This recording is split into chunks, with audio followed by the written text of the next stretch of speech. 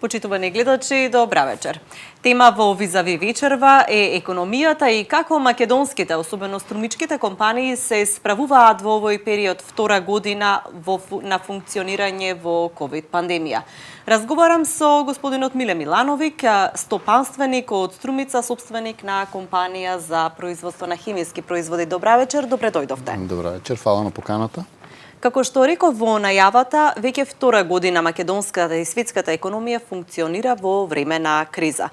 Од надежи дека се ќе заврши за кратко, за 2-3 месеца имаме едно непредвидливо сценарио и нејасен крај каде и кога ќе се одолго влече и заврши пандемијата. Како се функционира овој период?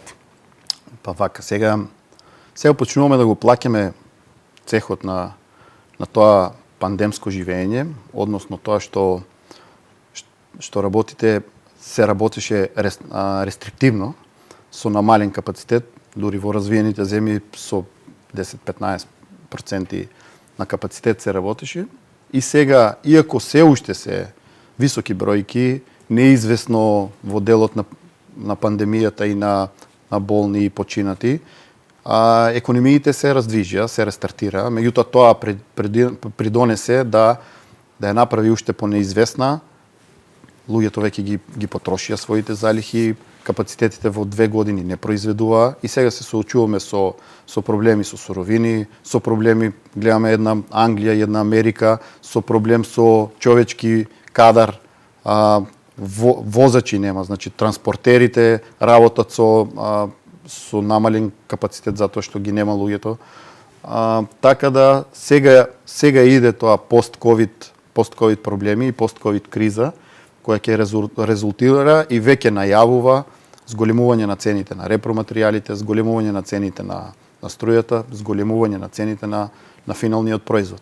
Што значи тоа математички вредносно во блиска иднина, ќе видиме кога ќе се направи рекапитуларот на после месец-два, за тоа што уште сме во неизвестност, не знаеме дали тоа ќе биде подолг тренд или е само некоја крива на берзанско, на некоја зголемена побарувачка. Моменталната ситуација кажува дека на краток рок ќе има зголемување на цените, генерално на поголем дел на производите од потрошувачката кошница. Долгорочно се бараат решенија за да се изамортизира сето тоа. Го спомнуваме моментот дека цените на суровините скокна, имаме и недостаток на суровини.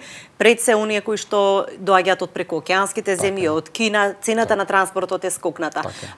Во голем дел македонската економија, македонското производство е зависна од тие суровини. Како се одразува тоа на цената, на чинење на нашиот производ, но и на пласирањето понатаму? Или да бидеме реални, дури и најјаките економии, најспремните економии го имаат проблемот со набавка на суровини. Затоа што тие економии на висока потрошувачка направија таква експанзија да стана индустрии не се од затворен тип да работат само на домашен пазар, туку тие се глобални компании кои што снабдуваат огромен број на луѓе на сите континенти, така да тој недостаток на суровини и тој недостаток се осеќа секаде. И генерално сега најголем дел од тие суровини пробуваме да ги набаваме на европскиот континент. Меѓутоа за тоа што секаде фалат, некои држави пак се вратија на рестрикции да одредени репроматеријали се забранети да се извезуваат за тоа што да си ги заштитат првично домашните пазари.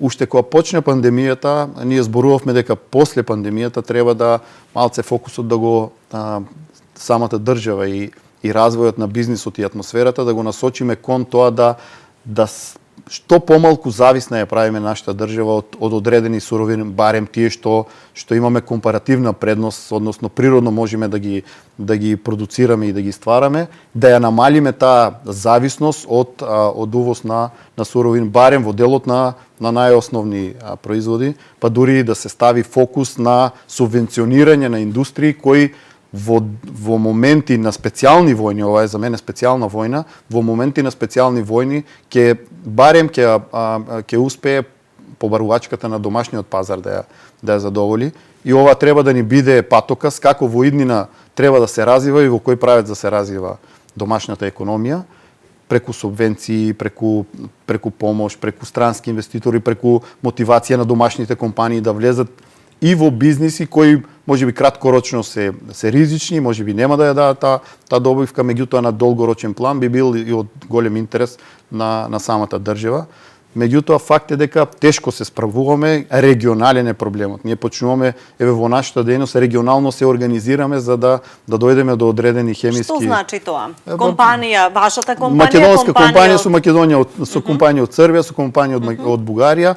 Регионално настапуваме кога побаруваме цени, затоа што моментално таа зголемена побарувачка ја дига цената и приоритет дава на тие што имаат повеќе пари. Што го правите ова преку некоја комора или познавајќи познавајќи соработници, од контакти, меѓутоа барем во нашето искуство, можеби на ниво на коморски и коморите, на ниво на поголемите компании може има некои такви иницијативи или веќе преземени чекори, меѓутоа јас зборувам за наше лично искуство и тоа што го споделуваме домашните компании, струмичките компании што ги споделуваме искуствата, дека моментално секој за себе бара начини да дојде до тоа што навистина ни треба. Тоа изискува многу повеќе ангажирање ресурси, поистоштувачка претпоставува. Да, и финанси. Многу битно. Сега се случува една ситуација во еден момент кога имаше така една експанзија, банките едва чека да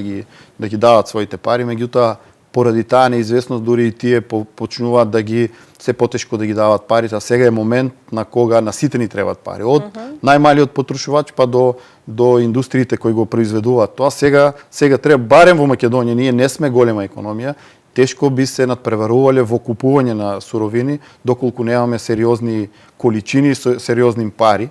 Така да тешка таа борба, ако не ја сведеме на регионална борба, тешко дека ќе дојдеме до сакани количини или ќе на крајот на денот ќе збираме трошки. Веќе сте имале искуство, вие или некоја од компаниите, да аплицирате, да речеме, за средства од банките и да добиете одговор дека има некаква предпазливост или некаква шепа ставено врз? Нашата компанија се уште во рангот на интересни компании, затоа што целата овој проблем, индустриите за домашна хигиена и за лична хигиена е индустрија која сепак има некој раст и некоја експанзија и ние сме интересни за разгледување. Нема официјално дека банките не даваат пари, меѓутоа скептицизмот кон индустриите и кон краткорочниот и долгорочниот развој некако се осеќа и има, ние во бизнисот ги осеќаме тие субјективни пречки, дополнителни филтри за да се некако да се деморализираат побарувачката на пари. Меѓутоа претпоставувам дека тоа е исто инструменти на банките за да си ги заштитат своите бизниси, меѓутоа треба да размислуваме дека е моментум на вбризгување на пари во економијата. Пари мора да има, затоа што ако продолжи трендот на покачување на цените тоа е најава на некоја си инфлација, треба да видиме во кој ранг ќе биде и колку ќе може тоа да се исконтролира. И единствена борба е не да се пуштат ефтини пари по секоја цена, тоа придонесува друг циклус на трошење, меѓутоа сепак да има доволно средства за да може да функционираат и потрошувачите и индустриите. Ајде да дадеме еден сликовит пример. Вие произведувате производи за хигиена во домакинството. Да речеме едно литро течен детергент. Ако минатата година имал цена под предпоставка од 100 денари, не минатата, туку пред ковид пандемијата. Со овие рестрикции, со овие недостатоци на суровини и поскапен транспорт, колку изнесува во моментот цената на чинење? Грубо, тоа што го кажав дека секако ќе треба месец-два да се сумираат сите тие трошоци. Ама некоја груба математика ќе направиме. Пластиката учествува во амбалажирањето на течниот детергент. Во пластиката има 20% покачување на транспортот. А ако некој набавувал репроматеријал од Кина, 600% е зголемен транспортот на тие гранули за пластика се многу ефтини, така да многу им влие во дали во контейнерот ќе ставиш роба од 5000 евра со цена на чинење од $16,000 или колку што беше пред пандемијата од $1,800 контейнер. Репроматеријалите за производство на сапунот, на течниот детергент, од 15 до 25% зависи која хемија.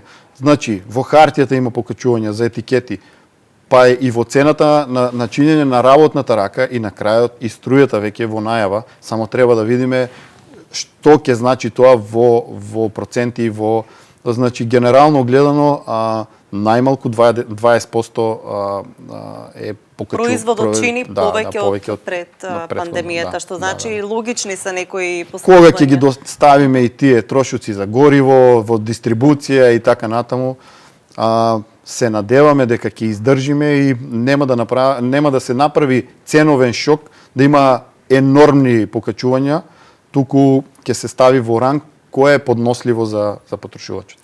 Се помалку има поддршка од владите и овде и во светот за компаниите со оглед дека пандемијата трае веќе долг период и се истрошуваат можностите за поддршка. Се надевате ли, мислам, не се надевате, туку дали го чувствувате периодот дека кој ќе преживее ќе раскажува, или можни ли се некакви поддршки кои што ќе значат некако насочување на македонската економија барем?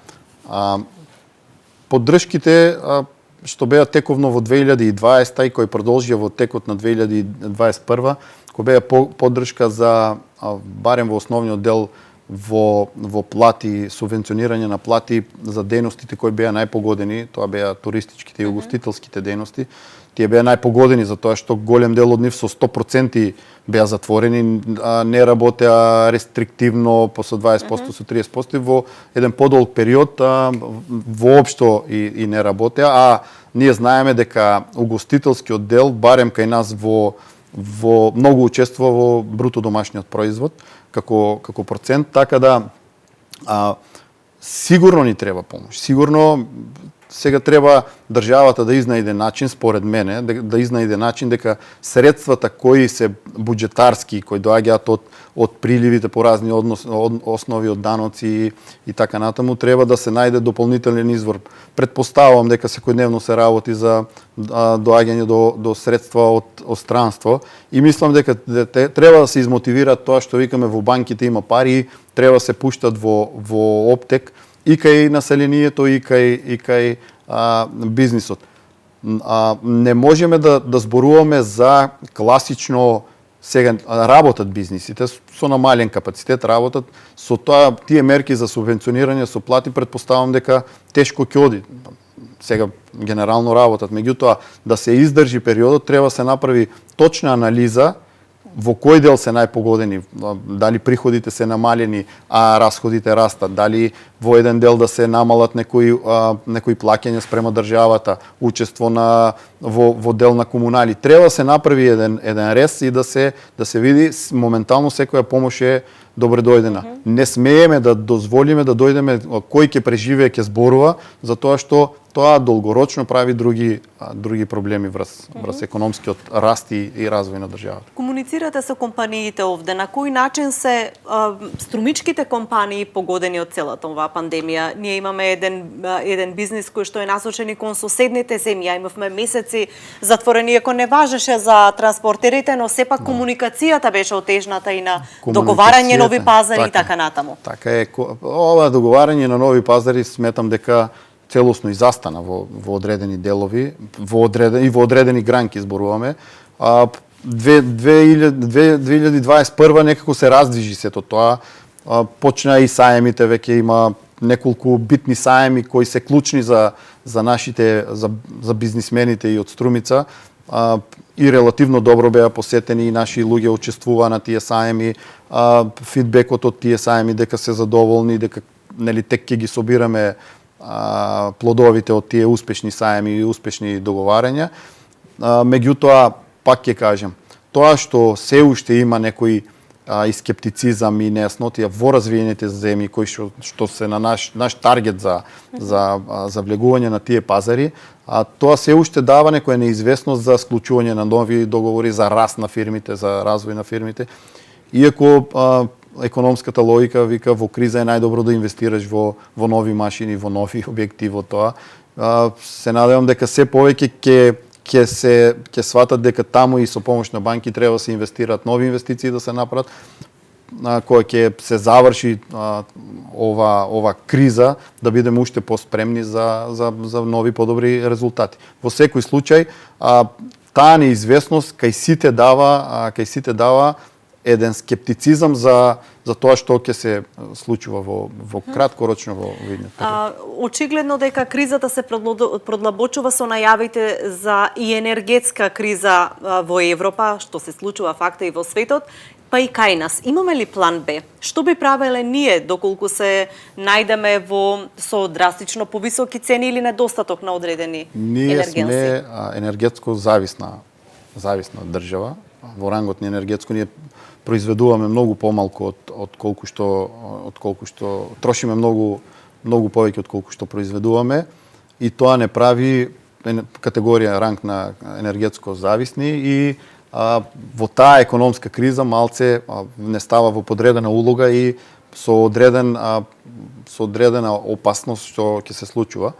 Моментално до сега се уште нема најава за рестрикции. Според потрошувачките и според договорите кои се однапред направени за користење на струјата, од најавите што ги слушаме дека до крајот на 2021 е загарантирано дека потребните количини на струја ќе ги имаме. План Б за струја мислам дека нема. Затоа што ова е гранка која години и децении треба да се инвестира и треба да се храни за да не се дојде до тоа ниво. Гледаме дека рек Битола ќе се рестартираат одредени делови, баш таа е една од можностите. ТЕЦ Неготино да се рестартира во еден период, па тука доколку има потреба или недостаток на европските пазари, па некако така да ги надополнуваме. Не е енергетската криза само кај нас, па ние ќе очекуваме па мерки, па нема пари, па тлаќење.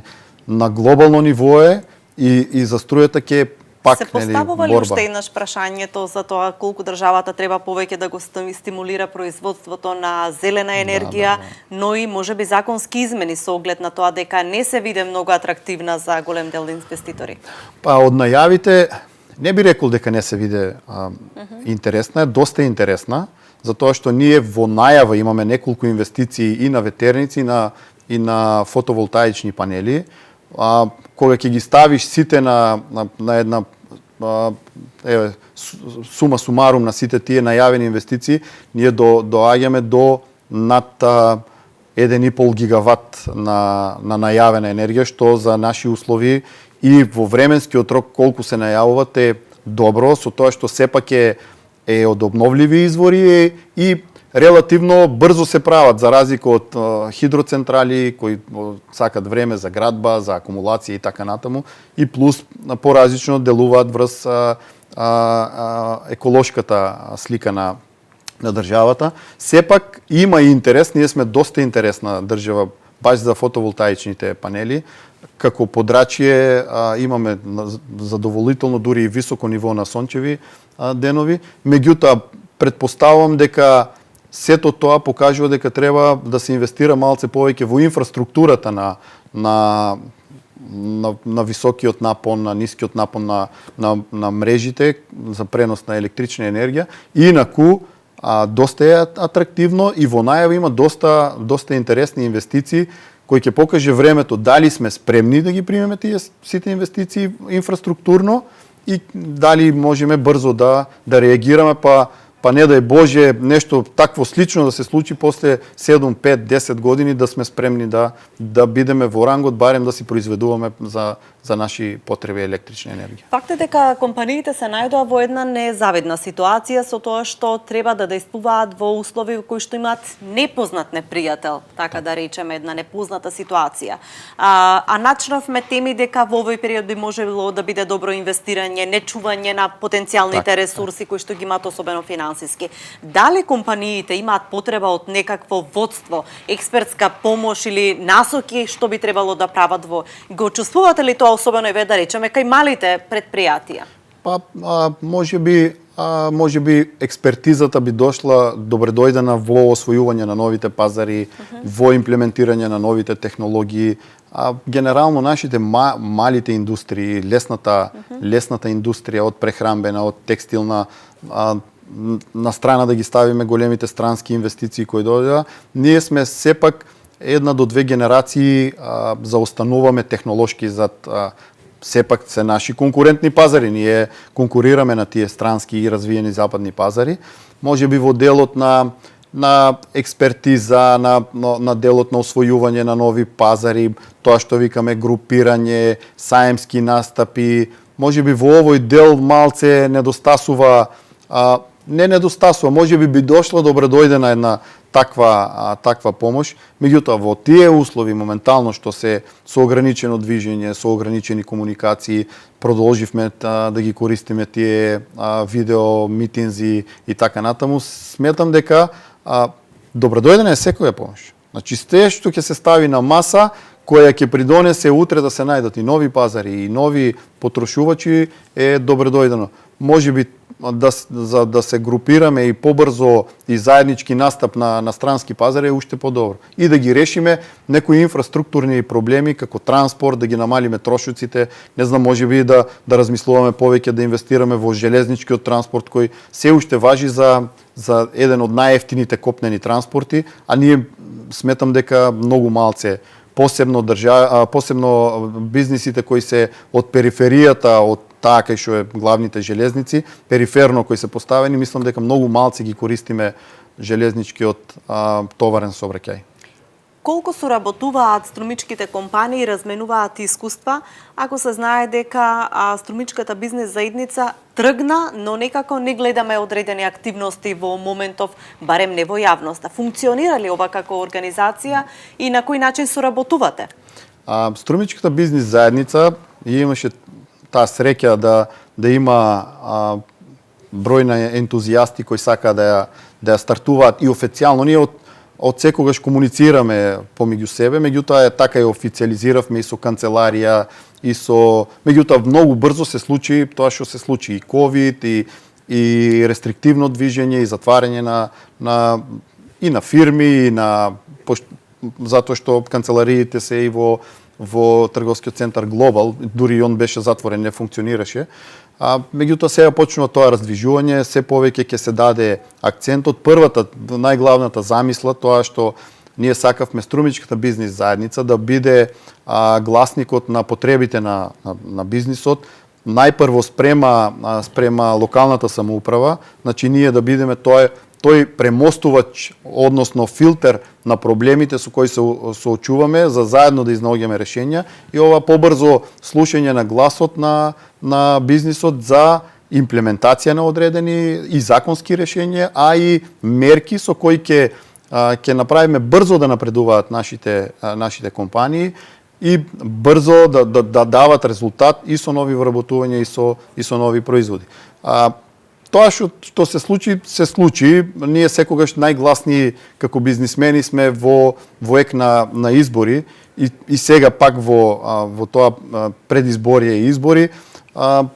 Акцентот ни беше која е гарнитура да дојде на локалната самоуправа да ги користи придобивките од таа струмичка заедница, дека стоиме на располагање, дека треба да се слушне нашиот глас, дека треба да учествуваме активно во креирањето на буџетите и креирањето на локалните политики. Сепак подобро ќе биде за локалната самоуправа кога ќе имаат филтрирани информации за тоа што е потребно на. Добро, и што беа? Еве, имавме ние локални избори. Кои се клучните точки кои што вие ги презентиравте пред кандидатите? Клучните точки побаравме тоа што викам првично да бидеме дел од некое советодавно тело, за да може зборуваме за пробоно советодавно тело, да има одредени чести контакти, не да по потреба да бидат свикувани контакти со струмичката бизнис заедница, така едно ротационо тело кое ќе може често да се гледа со локалните раководители на сектор, не знам, со градоначалникот, сектор комунален, сектор урбанистен, сектор тие што најмногу нас не засегаат, да може често да ги споделуваме нашите проблеми, со тоа да ги подсетуваме дека треба да се решаваат. Еден од најголемите проблеми се инфраструктурните, значи брзо решавање на инфраструктурни